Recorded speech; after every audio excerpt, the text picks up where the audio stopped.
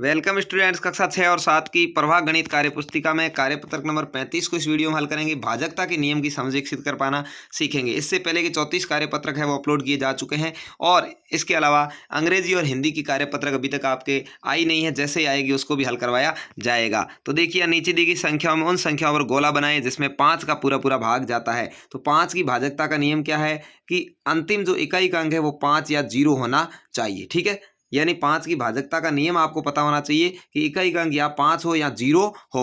तो देखिए, यहाँ पर आप आराम से देख सकते हैं 25 में इकाई का अंक 5 है तो इसमें 5 का भाग जाएगा। 30 का 0 है तो जाएगा। 14, 18, 28 इसमें नहीं जाएगा क्योंकि इकाई का अंक 5 या 0 नहीं है। 35 से जाएगा, 45 में जाएगा, 50 में जाएगा, 52, 64 में नहीं जाएगा, 75 में जाएगा, 83 में नहीं जाएगा, 95 में जाएगा, 70 में जाएगा, 84 में नहीं जाएगा, 55 में जाएगा, 58, 77, 87 में नहीं जाएगा, 90 में जाएगा, 98, 44, 72 और 48 में नहीं जाएगा। तो इस तरह से आपको जिसके इकाई का अंक 5 या 0 हो उसके ऊपर गोला लगा देना है, उसमें 5 का पूरा पूरा भाग जाता है। दूसरा क्वेश्चन पूछा है, नीचे दिए गए रिक्त स्थानों में से एक ऐसा अंक लिखें ताकि संख्या 10 से विभाज्य हो जाए। 10 की भाजकता का नियम पहले आपको पढ़ना पड़ेगा कि इसके इकाई का अंक क्या है, 0 होना चाहिए, 0 होना चाहिए इकाई का अंक, तो 10 का भाग जाता है। पहले अंक कोई भी हो चलेगा। तो देखिए, यहाँ पर इकाई का अंक खाली है तो इसकी जगह आपको 0 लिख देना है। यहाँ पर दाही का अंक खाली है तो आप 1, 2, 3, 4, 5, 6, 7, 8, 9 में से कोई भी अंक लिखेंगे तो सही है। यहाँ पर भी दाही का अंक है तो आप कोई भी अंक लिख सकते हैं। मैंने 5 लिखा है, आप 2, 3, 1 जो भी लिखें, 0 भी लिख सकते हैं। और यहाँ भी दाही का अंक है तो कुछ भी लिख सकते हैं। तो इनमें आपने जरूरी नहीं है 4, 5 और 2 ही लिखें, आप कोई भी अंक लिखेंगे 0 से लेकर 9 तक वो ही सही है, क्योंकि इकाई का अंक यहाँ 0 तीनों में है और इसमें नहीं है तो 0 लगा देना है। ये 10 की भाजकता का आसान नियम है। तीसरा है, नीचे दी गई संख्याओं के गुणनखंड और गुणनखंडों की संख्या लिखनी है। देखिए आराम से, गुणनखंड 1 का 1 ही होता है, गुणनखंड की संख्या भी 1 है। संख्या 2 का गुणनखंड 1 का भाग जाता है, 2 का जाता है, गुणनखंडों की संख्या 2 हो गई। 3 के अंदर 1 का और 3 का ही जाता है तो गुणनखंडों की संख्या 2 हो गई। 4 में 1 का जाता है, 2 का जाता है, 4 का जाता है, गुणनखंडों की संख्या 3 हो गई। 5 में 1 और 5 का ही जाता है, गुणनखंड की संख्या 2 हो गई। 6 में 1 का जाता है, 2 का जाता है, 3 का और 6 चारों का जाता है तो गुणनखंडों की संख्या 4 हो गई। 7 में 1 और 2 का ही जाता है, गुणनखंड की संख्या 2 हो गई। 8 में 1 का, 2 का, 4 का और 8 का जाता है तो गुणनखंडों की संख्या 4 हो गई। अब आपको इसी के आधार पर यदि पूछ ले कि कौन सी संख्या है जो माना कि भाज्य है, कौन सी अभाज्य है, तो जिसके गुणनखंडों की संख्या 2 है वह अभाज्य है और 2 से ज्यादा वाली भाज्य है। तो ये 2 वाली है, ये अभाज्य संख्या होगी। ये 3 है वो भी अभाज्य होगी क्योंकि गुणनखंडों की संख्या 2 है।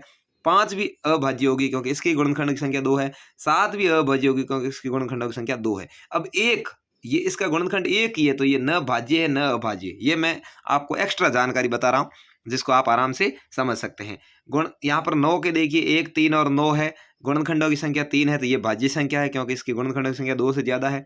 10 के 1, 2, 5 और 10 है, गुणनखंडों की संख्या 4 है। 11 के 1 और 11 2 ही है तो यह अभाज्य संख्या हो गई। 12 के 1 का भाग जाता है, 2 का जाता है, 3 का, 4 का, 6 का, 12 का, गुणनखंडों की संख्या 6 है। 13 के 1 और 13 है तो इसके भी गुणनखंडों की संख्या 2 है तो यह अभाज्य संख्या है। 14 के 1, 7 और 14 3 है तो ये भाज्य संख्या है। 15 के 1, 3, 5 और 15 है तो 4 है, ये भाज्य संख्या है। 16 के 1, 2, 4, 8 और 16 है तो ये भी भाज्य संख्या है, गुणनखंडों की संख्या 5 है। तो इस तरह से ये देखिए नीचे नियम भी लिखा हुआ है।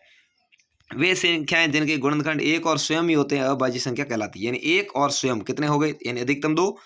वे संख्या जिनके 2 से अधिक गुणनखंड होते हैं भाज्य संख्या कहलाती है। संख्या 1 न तो भाज्य न ही अभाज्य। ये आपके लिए वेरी इंपॉर्टेंट है जो मैं आपको पहले वीडियो में बता चुका हूँ। तीसरा है, भाज्य संख्या पर आपको गोल घेरा लगाना है। तो अभी अपन ने पढ़ाई कि जिसके गुणनखंड 2 से ज्यादा है वो भाज्य है। तो 4 भाज्य संख्या होती है, भाज्य संख्या 4 से ही शुरू होती है। 2 और 3 दोनों अभाज्य है। 2 ऐसी एकमात्र सम संख्या है जो अभाज्य है। ठीक है, एक न अभाज्य न भाज्य, ये ध्यान रखिएगा।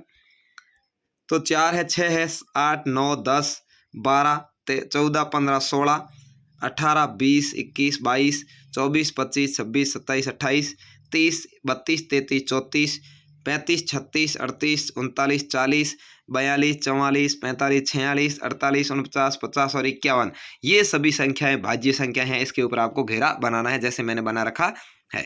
चौथा है, नीचे लिखी संख्या किस किस संख्या से भाज्य है लिखना है। यानी 10 के कौन कौन से गुणनखंड हो सकते हैं वो लिखेंगे, उसी से भाज्य होगी। तो 1 से, 2 से, 5 और 10 से। 16 का 1, 2, 4, 8 और 16 से। 15 का 1, 3, 5 और 15 ये गुणनखंड है जिससे भाज्य होगी। और 25, 1, 5 और 25 से होगी। तो इस तरह से आपको भाजकता के नियमों की समझ विकसित करते हुए भाज्य और अभाज्य संख्याओं की समझ विकसित करने का भी प्रयास करना है। मैंने अच्छे से आपको समझाया, उम्मीद है वीडियो आपको अच्छा लगा होगा। तो अपने दोस्तों तक इसको ज़रूर शेयर करें और चैनल पर पहली बार आए चैनल को सब्सक्राइब करें और वीडियो को लाइक करना नहीं भूलें, ये विशेष ध्यान रखें। धन्यवाद। जय हिंद।